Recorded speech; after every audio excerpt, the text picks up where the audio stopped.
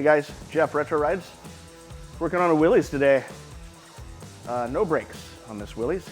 Pedal goes right to the floor. So we're gonna pull it apart, find out what's going on. I have a feeling it's a master cylinder the way it feels, but we'll find out here shortly. Kind of cool, this guy just got this thing. It's been in the family, and he remembers when he was like 13 years old, sitting on his uncle's lap driving it, and he ended up with it. So it's kind of rad, but cool old truck. Got a newer Jeep motor in it, of some sort, carburetor. We'll see what happens. Stay tuned for that.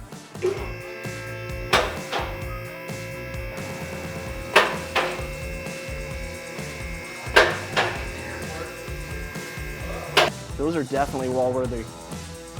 Dane! Dane!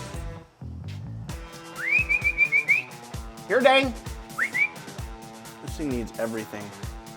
Look at the rear brake line hose. They cut it. Oh, they put a new one on it. But they didn't. Oh, they reflared it rather than changing the line. They just bent a new line. Look at this linkage, dude. This is kind of different. Got a giant Z on it. Come check out these motor mounts, dude.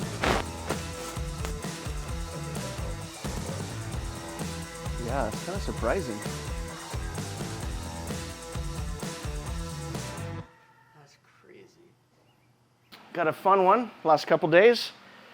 This thing came in for no brakes, like 0.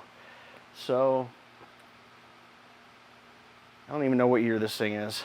It's old. So not a lot of people. They didn't have brakes back then. Yeah, just put your foot down, son. But we ordered a complete brake kit for it, for the drum brakes. Came in, of course, it was wrong, and nobody makes the size that this thing had. So we did a conversion on it. So there is a place does a 4-wheel disc conversion with a dual master cylinder, and supposed to be a direct fit, as they all are. We had to machine the hubs so the rotors would fit in the back. Jeremiah did that earlier. I think Jeff got a video of that. But so that generally the drum was on this side, the wheels studs are pushed through. Well, on this, the rotor slides over it, which is a better setup. But you can see right here where Jeremiah machined the hub for the rotor to fit flush over the hub. Of course, I called the manufacturer that did the conversion, and they're like, well, we machined the rotors so they fit. Well, I don't know what they machined them to, but it wasn't this, so we had to do some machining ourselves. So we did that. Got those all done. The rears are on. Rear lines are all on. I have the front brake lines just kind of hanging right here. We're waiting on bearings. Odd, but the bearings and races for this thing, nobody had, so he overnighted them. They'll be here tomorrow. But outside of that, I got one brake line left, and it's the one that goes around the front of the motor to the right side, right front. But the rear brake line's done, the rear lines are done, and then the park brake cable will be here next week sometime. But on the downhill run, Jeff, Oh, just lost your mic. hope everybody feels okay. That was a far drop. Yeah. So, yeah. So hopefully this thing will be on the ground tomorrow. Get it all bled out. You can see all the old parts kind of scattered around, old drums there, and yeah, the master cylinder's on the other side. So, getting there. Kind of a cool truck though. It's been in the family for a long time, I guess. It's got a newer 4-liter 6-cylinder in it, so that's kind of cool. Left at Jeep rather than the old flathead that it had in it in the 40s, whenever that was. I think it's like not 40s, 50s. I don't even know. If it was a square body, I could tell you, but all I know is it's tan and brown, and we've had to do a lot of work to it. It's the gift that keeps on giving. So this thing came in, he got... Hold on. Say mic check. Mic check. Sorry about that. Nothing was wrong. Hey guys, Jeff, Retro Rides. Round take 2, I guess. since the camera guy is having problems over there. He'll probably edit that out. So this thing came in, and it came back, and it came back, and now it's back again. Every time it comes back is for something different. Originally it came in, it had no brakes. Nobody produces brakes for this thing, so we did a 4-wheel disc conversion on it. Sent it away, came back, put a park brake cable in it, and then the radiator leaked. So we put a radiator in it. Got that done, sent it away, then it came back again. So it's been in his family for a long time.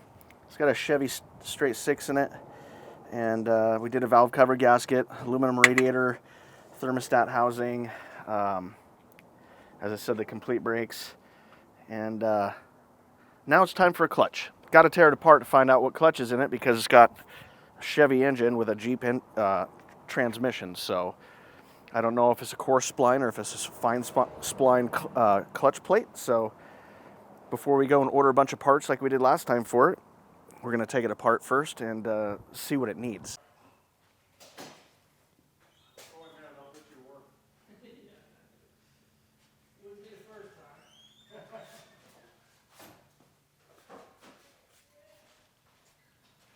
I got the Jeep apart today and found some fun stuff. This thing sounded like it was coming apart.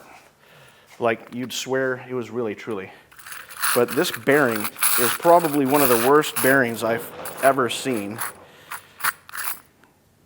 out of all the others doing this stuff. But it literally sounded like it was like the transmission was going to blow up. It was insane. But the clutch is pretty much wore out all the way down both sides. I just put the flywheel back on. We had it surfaced by a local shop. Got the clutch all back together. Going to put the new throwout bearing in it, and the spring snapped on the fork. So that kind of sucks. So this has got a spring that retains.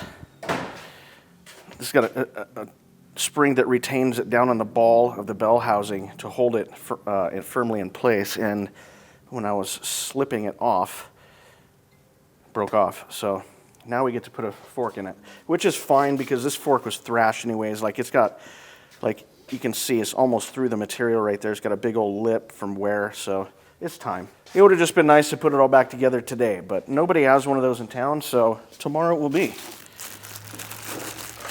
Careful, easy.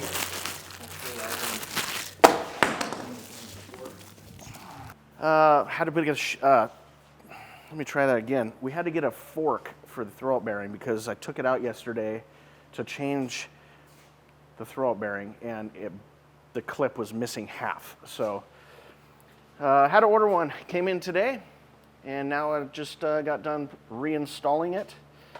Still have to do the drive lines, as you can see here. No Bluetooth drive lines on this one. SEMA much. But yeah, so we're getting there. Cleaned most of the grease off everything. Put some fresh bolts in so they all match. Starters back in, shifters in, so got drive lines and put the floors back in it.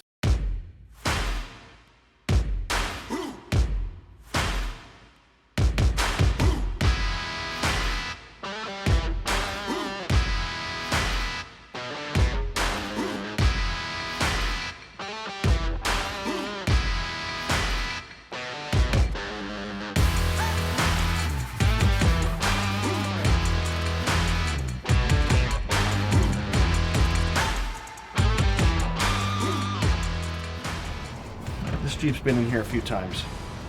It's